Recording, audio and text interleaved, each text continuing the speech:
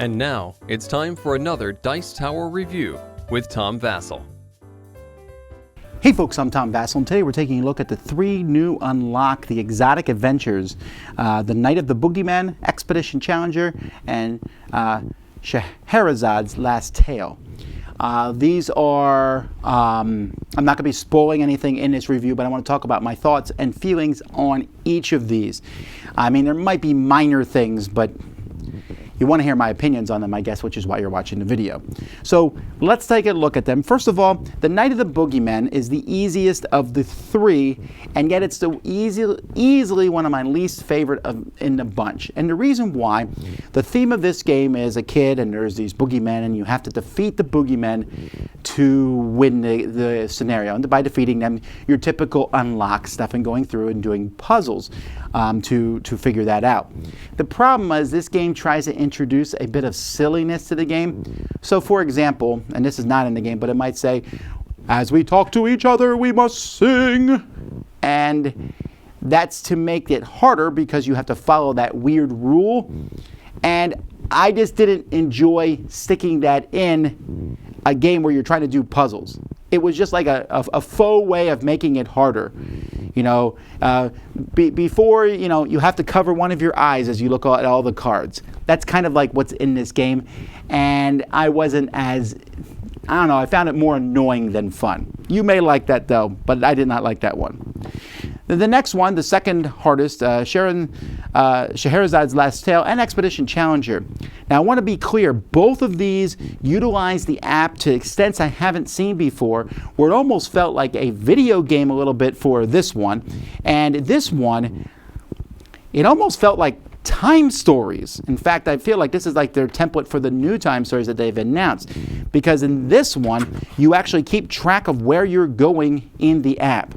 Now, the Expedition Challenger, I'm mixing up. This one is easily my favorite of the 3. I really liked it. It's thematic. It reminds me of the pirate one, if you played that one, because it's like go around and solve puzzles. And in this one, there are people that you need to go rescue, and they die a little bit each round, and so you need to go rescue them before they're done. So it kind of puts a little bit of a timer on that.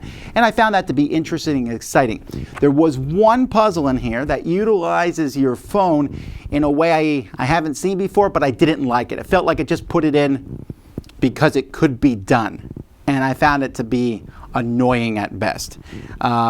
So I didn't like that final puzzle, and it's hard to explain, but if you play, you know what I'm talking about. There's an action you need to do that I thought was weird. The rest of it, though, I really did enjoy, and I thought it did a really good perspective of you need to do this, you got to go over here to get this and come back here, and it felt like a point-and-click adventure more than any of the other unlocks has so far.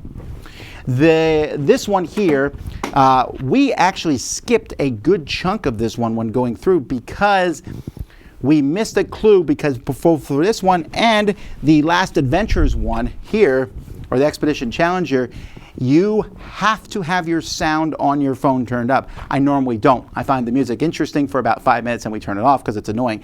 Now, to be fair, a little icon shows up that says sound, but we got to a spot in this one that we were like, well, I don't know what to do next. And so we went back somewhere else, and we skipped the part just because we were able to solve a puzzle by brute force. The final puzzle in this one, I was kind of like, meh. But the beginning of this one was really cool, and there's some neat aspects, and there was another laugh out loud moment in this one that I haven't seen in the other games. So I enjoyed both of these. If I was ranking them, this one I would give a 5 for, just because that silly, contrived, you know, basically binding you with some sort of faux disability, like a Mansions of Madness type thing, I didn't feel like worked with the unlock scenario.